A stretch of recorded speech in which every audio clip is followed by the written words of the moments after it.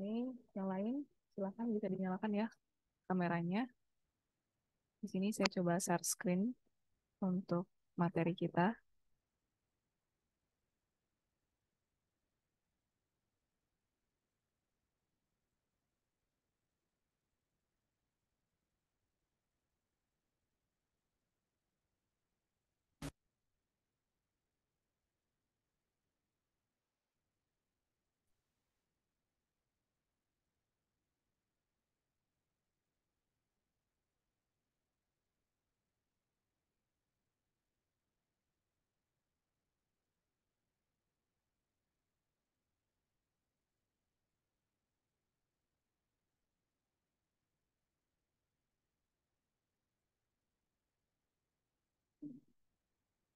Oke, PPT-nya sudah terlihat ya di layar teman-teman semua. Kalau gitu saya buka dulu. Bismillahirrahmanirrahim. Assalamualaikum warahmatullahi wabarakatuh. Selamat siang semuanya.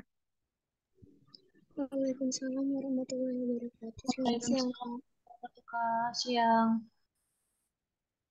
Baik, selamat datang dan selamat berjumpa kembali ya di kelas tutorial Fisika Dasar 2 untuk TPB 41 gitu. Jadi setelah kemarin ada pekan UTS, jadi untuk kelas tutorialnya di jeda dulu ya supaya bisa fokus belajar untuk mempersiapkan UTS gitu. Jadi kita mulai lagi ini kelas tutorialnya perdana setelah UTS gitu. Nah, tetap dijaga ya semangatnya walaupun sedang puasa gitu. Kemudian setelah dari UTS gitu, tapi tetap dijaga semangatnya, tetap terus semangat belajar gitu dan semangat buat kuliahnya gitu. Oke, di sini pertemuan perdana setelah UTS kita sudah masuk ke pertemuan ke-6 ya. Jadi untuk materi tutorialnya di pertemuan ke-6 ini tentang induksi elektromagnetik gitu. Oke, kemudian coba dikondisikan ya lingkungannya gitu kondusif. Kalian juga kan di sini mau belajar gitu.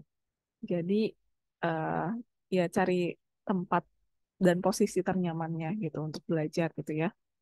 Kemudian diperhatikan dengan baik, disiapkan alat tulisnya gitu ya. Jadi sembari di apa diamati gitu dicatat juga nanti kan manfaatnya buat kalian sendiri catatan itu ketika mau di akhir semester kita tinggal mereview materi yang sudah kita catat gitu dengan mencatat itu juga bisa menambah daya ingat kita gitu ya karena kita berinteraksi dengan menuliskannya itu sih dari pengalaman saya sendiri gitu. Oke, seperti biasa kita akan membahas sebanyak eh, soal-soal ya, sebanyak 6 soal gitu yang akan kita pelajari bersama-sama, yang akan kita bahas bersama-sama. Nanti kalau ada yang kurang jelas atau kurang paham bisa langsung ditanyakan atau disampaikan aja gitu. Nah, sebelum ke pembahasan soalnya, di sini saya mau review sedikit nih tentang induksi elektromagnetik gitu supaya semoga nanti bisa merecall lagi materi yang sudah kita dapatkan ya atau kita pelajari di kelas besar gitu untuk kita aplikasikan dalam mengerjakan soal tutorial hari ini gitu. Oke, jadi di sini kita mereview materi terlebih dahulu. Nah, jadi topiknya pertemuan ini kan tentang induksi elektromagnetik. Jadi sebenarnya apa sih induksi elektromagnetik itu? Nah, induksi elektromagnetik adalah besarnya arus listrik yang ditimbulkan oleh perubahan medan magnet atau flux magnet gitu. Nah, selanjutnya ada juga yang namanya gaya gerak listrik induksi gitu ya. Nah, di sini ada yang namanya arus induksi. Arus induksi itu adalah arus listrik yang dihasilkan induksi elektromagnetik gitu. Nah, selanjutnya ada juga gaya gerak listrik induksi atau GGL induksi, yaitu tegangan yang dihasilkan oleh arus induksi gitu. Nah, kemudian di sini ada hukum Lenz yang menjelaskan tentang arus induksi. Nah, arus induksi menurut hukum Lenz, jadi arus induksi itu timbul dalam kumparan menghasilkan medan magnet yang berlawanan arah dengan medan magnet yang menghasilkan arus induksi tersebut gitu. Nah, kemudian selain hukum Lenz, ada juga percobaan Faraday ya yang menjelaskan bahwa dengan menggerakkan magnet keluar masuk kumparan itu bisa menyebabkan penyimpangan pada jarum galvanometer gitu. Nah, ini ilustrasi dari ketika magnet itu masuk ke dalam kumparan. Ini ya ilustrasinya. Jadi bisa menyebabkan penyimpangan pada jarum galvanometer ini gitu. Oke, sambil dilihat pointernya ya. Kemudian ini yang di bagian bawah ilustrasi atau gambar ketika magnet itu dikeluarkan dari eh, apa namanya kumparan gitu. Dia juga menyebabkan penyimpangan pada jarum galvanometer. Jadi ketika magnet itu masuk ke dalam kumparan dan keluar dalam pada kumparan itu bisa menyebabkan apa ya penyimpangan pada galvanometer gitu. Oke, kemudian eh, hukum Faraday juga menjelaskan gitu dia bilang bahwa GGL induksi itu berhubungan dengan laju perubahan flux magnet gitu. Jadi besarnya GGL induksi yang timbul dalam suatu rangkaian itu sama dengan laju perubahan flux magnet yang terjadi pada rangkaian tersebut. Nah, secara matematis hukum Faraday itu dituliskan seperti ini ya, bahwa GGL induksi ini sama dengan laju perubahan flux magnetnya terhadap waktu gitu. Jadi di sini itu GGL induksi ya, satuannya volt. Kemudian ini ada perubahan flux magnet gitu. Kemudian T di sini adalah waktu. Jadi terhadap perubahan waktu gitu. Dan N di sini adalah jumlah lilitannya. Nah, selanjutnya, oke, selanjutnya kita akan bahas induktor. Nah, eh, induktor itu adalah alat penghasil medan magnet yang dapat digunakan untuk menghasilkan GGL induksi gitu. Jadi alatnya ya itu disebut induktor. Nah, jadi induktor itu bisa kawat penghantar, kawat melingkar, solenoida atau toroida gitu. Nah, ini sudah kita lihat ya ilustrasinya di pertemuan sebelumnya ya, antar solenoida atau toroida bentuknya seperti apa gitu. Nah, di sini juga ada hukum Henry nih yang menjelaskan tentang GGL induksi terhadap arus listrik. Jadi menurut hukum Henry, misalnya GGL induksi yang timbul itu sebanding dengan laju perubahan arus terhadap waktu gitu.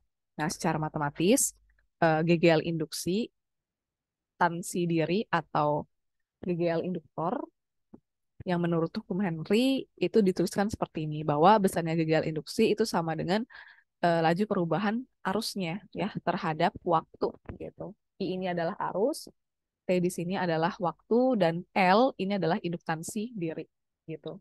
Nah, selanjutnya apa sih definisi dari induktansi diri?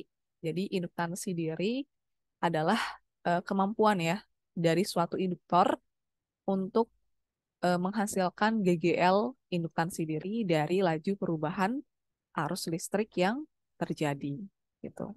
Nah, kita bisa menghitung induktansi diri nih pada berbagai keadaan gitu, pada kondisi atau keadaan tertentu ya. Misalnya pada kumparan, nah, kita bisa menghitung induktansi diri pada kumparan gitu, yaitu dengan ini ya persamaannya induktansi diri sama dengan banyaknya jumlah lilitan dikali flux magnet dibagi kuat arus listriknya. Nah, ini untuk menghitung induktansi diri pada kumparan.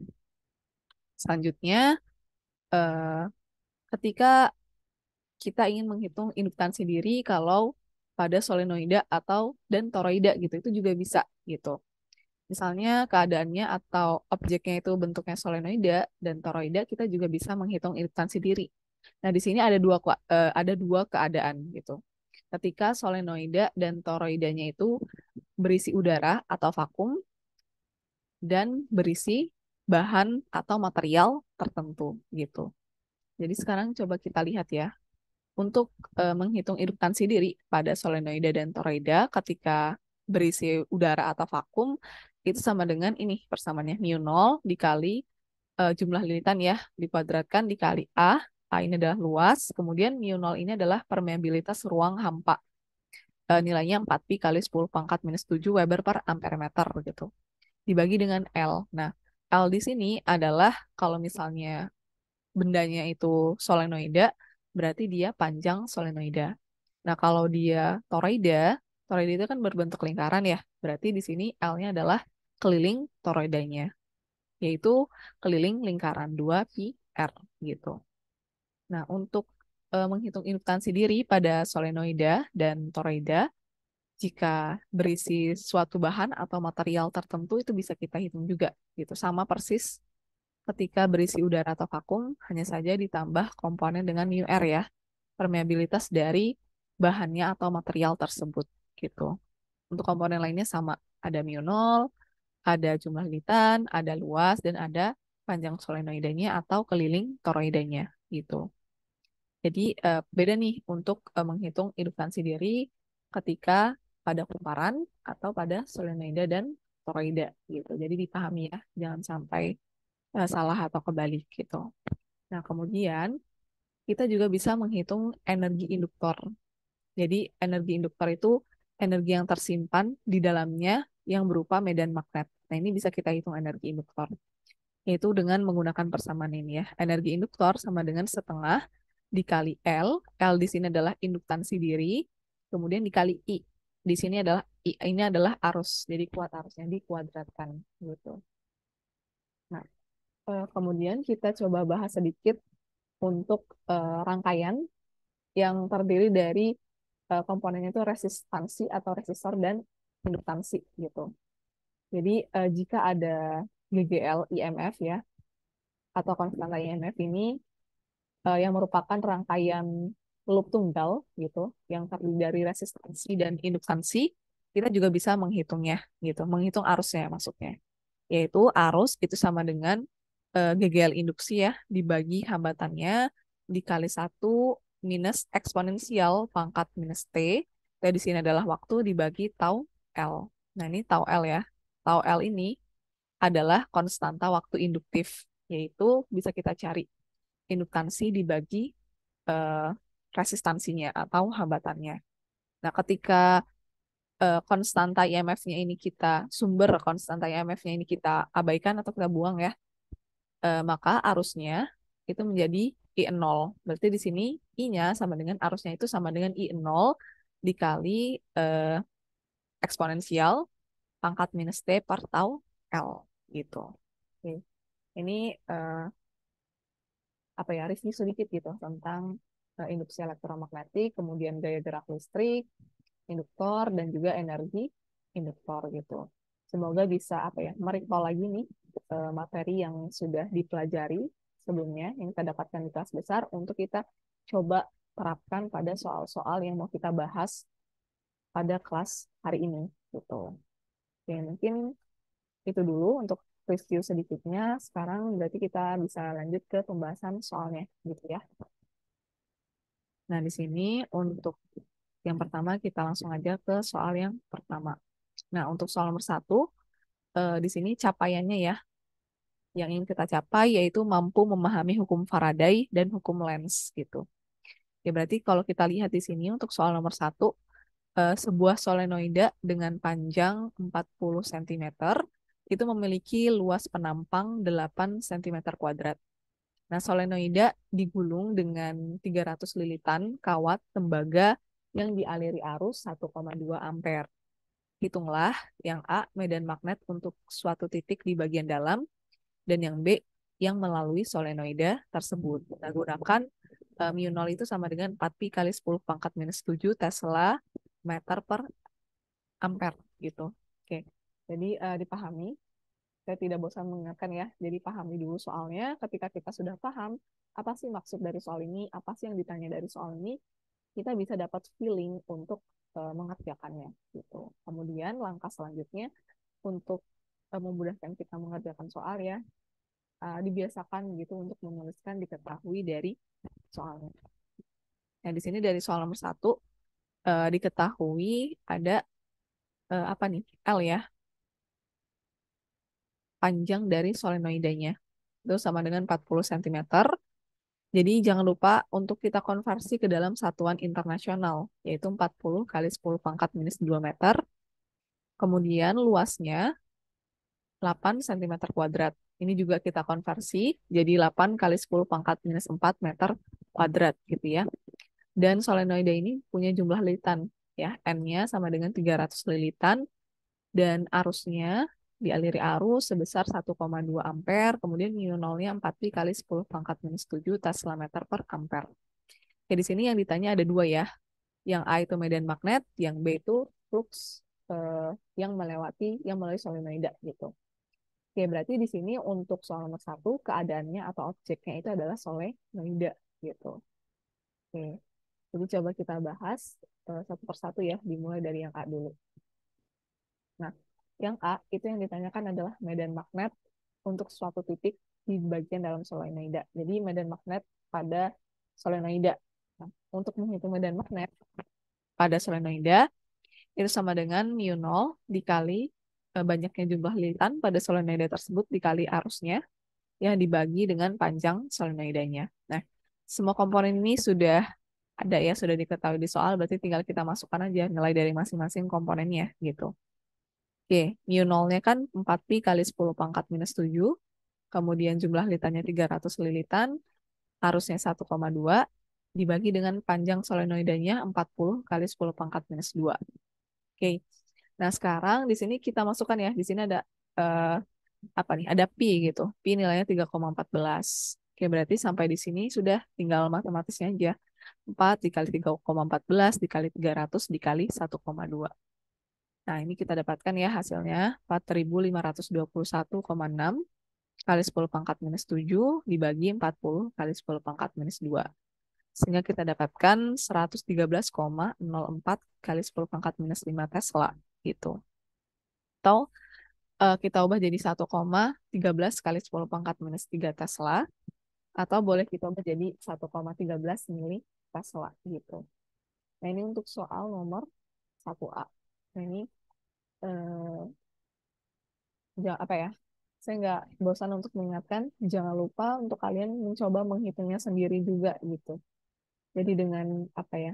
Menghitung sendiri, kita pertama kita tahu kendala kita pada saat menghitung itu di bagian mana gitu. Kalau kita nggak mencoba untuk menghitungnya sendiri, itu kayak kita udah merasa bisa gitu. Oh, habis ini stepnya ini, selanjutnya ini. Padahal kalau belum dicoba itu belum tentu karena ya, belum tentu bisa lancar untuk menghitung gitu. Kemudian keuntungan yang kedua kalau kita latihan menghitung sendiri itu latihan kita dalam teliti menghitung gitu ya, dalam teliti menghitung, mengurangi apa ya, mengurangi ketidakketelitian dalam menghitung gitu. Jadi kalian mencoba menghitungnya sendiri gitu ya. Oke, kemudian kalau sudah bagian A berarti kita coba lanjut dulu ke bagian yang B. Nah, yang bagian B itu yang ditanyakan adalah flux yang melewati solenoida. Nah, di sini, oke, untuk flux magnetik juga sudah kita bahas di pertemuan sebelumnya ya. Saya rasa ini seharusnya lebih mudah untuk soal satu gitu.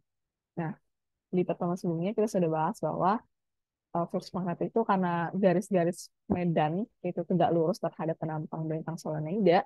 Nah, itu kan di pertemuan sebelumnya sudah kita bahas bahwa flux magnetik itu perkalian titik atau perkalian skalar dari medan magnet dengan luas permukaannya gitu. Nah, karena garis-garis medan ini tegak lurus terhadap penampang melintang solenoidanya, berarti sekarang untuk menghitung flux magnetik sama dengan besarnya medan magnet dikali luas dikali cos theta gitu.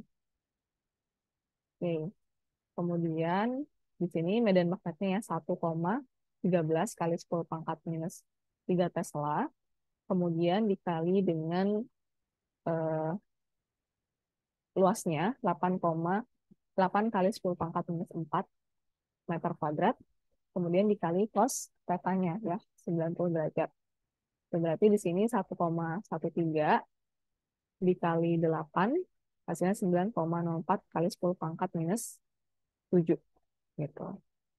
Jadi kita dapatkan besarnya flux magnetik eh, pada solenoid tersebut sebesar 9,04 kali 10 pangkat minus 7 Weber. Oke, ini untuk soal nomor 1, yang A dan yang B. Silahkan kalau ada yang ingin ditanyakan, kalau ada yang kurang jelas atau kurang paham.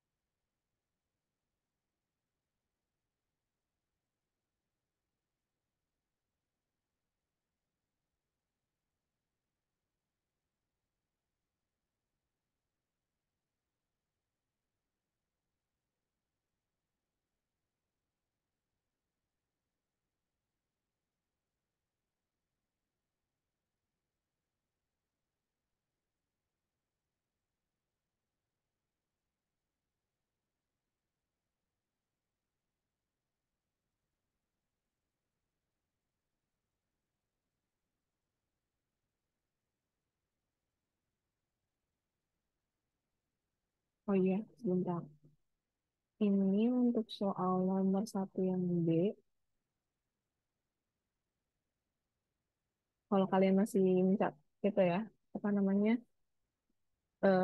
punya catatannya, itu kan flux magnetik itu perkali titik antara medan magnet dan luas penampang bentang permukaannya gitu. Jadi medan magnet dikali luasnya. Nah, ketika dia membentuk sudut theta, baru dikasih cos theta ya. Nah, ini karena soal nomor satu itu tidak diketahui sudutnya, jadi hanya medan magnet dikali eh, luas permukaannya gitu. Karena di sini kan cos theta itu nilainya nol ya.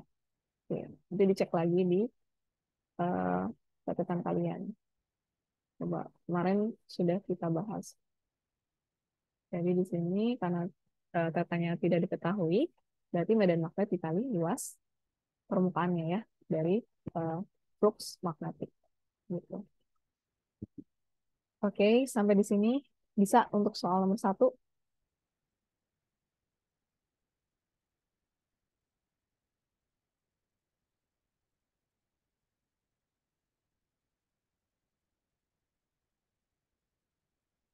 Gimana? Bisa nggak untuk soal nomor satu? Bisa, Kak. Oke, baik. Bisa. Kalau yang lain gimana? Bisa nggak? Coba ini dinyalain dulu nih kameranya. Biar bisa saya lihat ya. Itu masih ikut kelas atau enggak?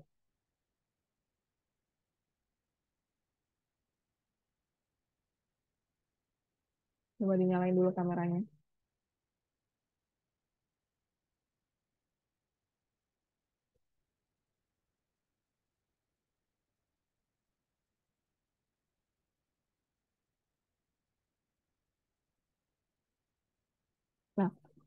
Nah, kalau sudah jelas dan belum ada yang ingin ditanyakan, berarti kita lanjut ke soal nomor 2 kalau gitu.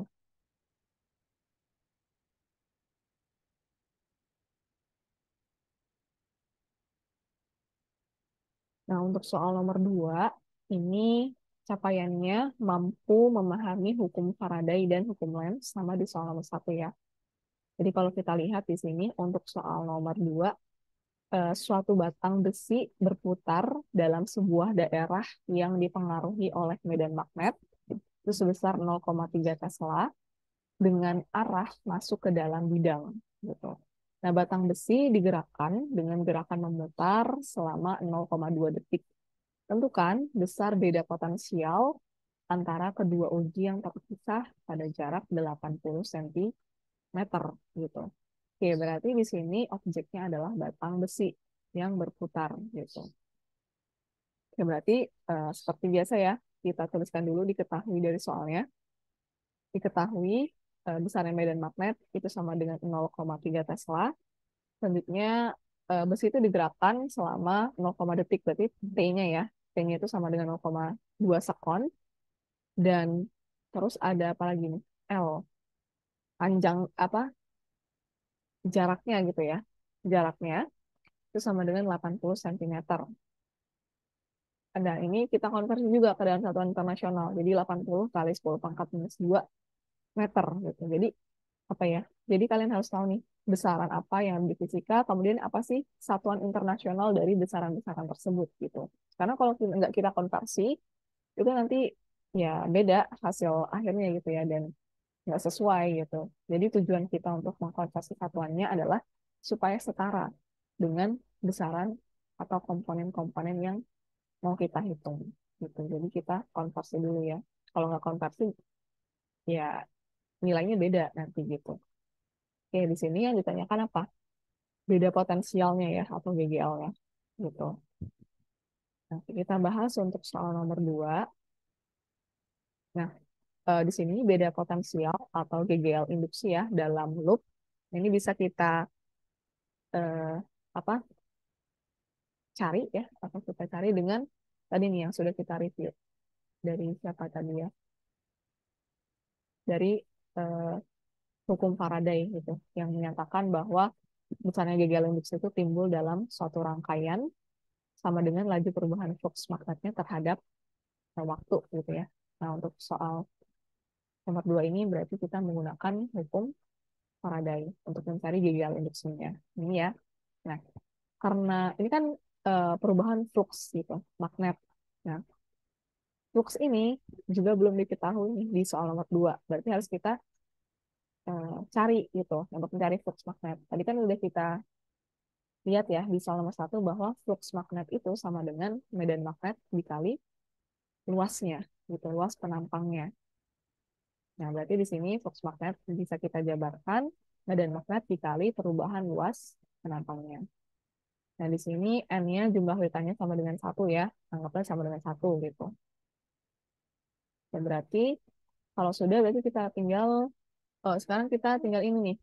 Lihat luas di sini. Nah, luas di sini apa? Luas di sini kalau kita lihat berarti dia kan besi itu berputar gitu ya. Berputar berarti dia bentuknya lingkaran. Nah, berarti di sini adalah luas lingkaran PR kuadrat gitu. Oke. Kemudian berarti kita masukkan ya medan magnetnya 0,3 Tesla, Pi-nya itu 3,14, R di sini adalah jaraknya tadi ya. Di sini kalau saya tulis diketahui itu L simbolnya. Jadi nggak, kalian terserah mau pakai L atau R, tapi nggak harus paham gitu. Oke, berarti jaraknya itu 80 kali 10 pangkat minus 2 meter ya. Jangan lupa dikuadratkan dibagi 0,2. Oke, berarti sampai di sini sudah tinggal matematisnya aja. Ini masih sederhana, cuman perkalian biasa, nggak ada turunan, nggak ada integral gitu. Jadi saya rasa kalian bisa. Nah, ini 80 kuadrat berarti 6.400 kali 10 pangkat minus 4 dikali 3,14 dikali 0,3 ya dibagi 0,2. Hasilnya 3,01 volt gitu. Untuk besar GGL induksinya. Nah, ini jangan lupa ya, kalian mencoba menghitungnya sendiri gitu biar dapat apa ya? Biar tahu kendala menghitungnya di mana, kemudian melatih ketelitian kita dalam menghitung gitu. Ini untuk soal nomor 2. Sampai di sini ada yang ingin ditanyakan untuk soal nomor 2? Belum kita lanjut.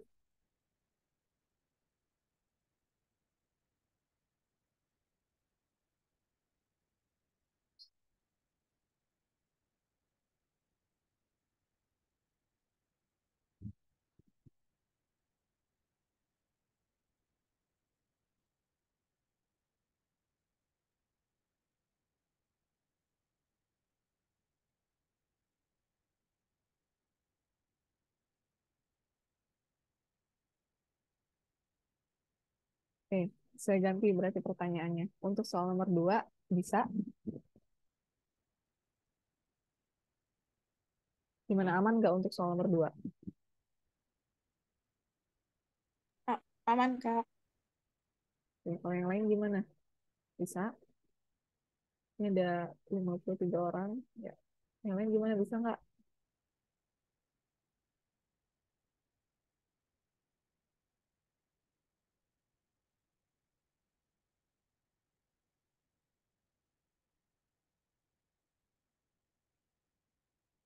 Nggak apa-apa, nanya aja. Nggak apa-apa dijawab aja maksudnya. Kalau bisa, jawab bisa. Kalau belum bisa, ya bisa langsung disampaikan aja gitu, biar kita nggak nunggu. Bisa, Kak.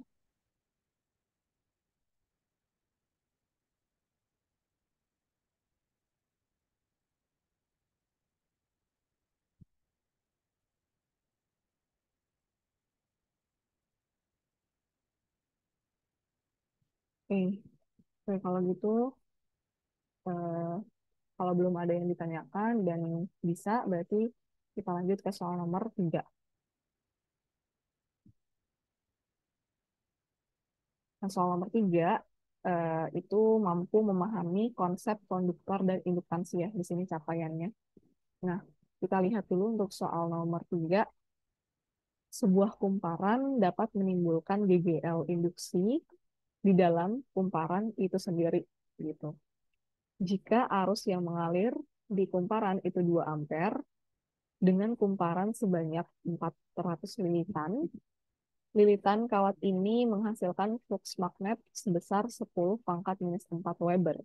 Hitunglah GGL induksi yang tersimpan dalam kawat kumparan jika kawat dialiri arus 0,08 detik dan induktansi diri dari kumparan gitu. Oke, berarti dicermati dan dipahaminya soalnya untuk soal nomor 3. Nah, di sini objeknya atau keadaannya adalah kumparan untuk soal nomor 3 gitu. Nah, seperti biasa, eh, kita coba tuliskan dulu diketahui dari soalnya. Ya, di sini diketahui arus yang mengalir dalam kumparannya I sama dengan 2 ampere. Kemudian kumparan tersebut tuh diketahui jumlah lilitannya. N ini jumlah lilitan sama dengan 400 lilitan. Kemudian flux magnetnya sama dengan 10 pangkat minus 4 Weber. Dan di sini ada waktunya ya, T-nya. Arus itu dialiri selama 0,08 detik atau second. Yang ditanyakan di sini ada dua. Yang pertama GGL induksi, yang kedua adalah induktansi dirinya gitu. Oke, berarti di sini coba kita bahas ya satu persatu untuk menghitung GGL induksinya terlebih dahulu. Nah, sama di soal kayak di soal nomor 2 ya. Jadi besarnya GGL induksi dalam loop itu bisa kita menggunakan persamaan Faraday tadi, Faraday. Nih, yaitu GGL induksi sama dengan banyaknya jumlah lilitan dikali dengan perubahan flux magnetiknya terhadap perubahan waktu gitu. Ya, berarti di sini GGL induksi ya secara matematis, maksudnya GGL induksi itu setara dengan perubahan flux magnetnya. Gitu. Oke, ini waktu Zoom-nya tinggal 1 menit lagi. Jadi nanti kalau terlempar keluar, silakan join lagi di Zoom-nya ya. Di link yang sama di deskripsi WhatsApp grup. Oke. Kita lanjutkan ya, karena kita sudah punya persamaan untuk menghitung GGL induksinya, berarti kita tinggal masukkan nilai dari masing-masing komponennya. Jumlah lilitannya 400, kemudian di sini kan ada perubahan flux magnet. Nah, ini sini delta atau perubahan, berarti perubahan flux magnetik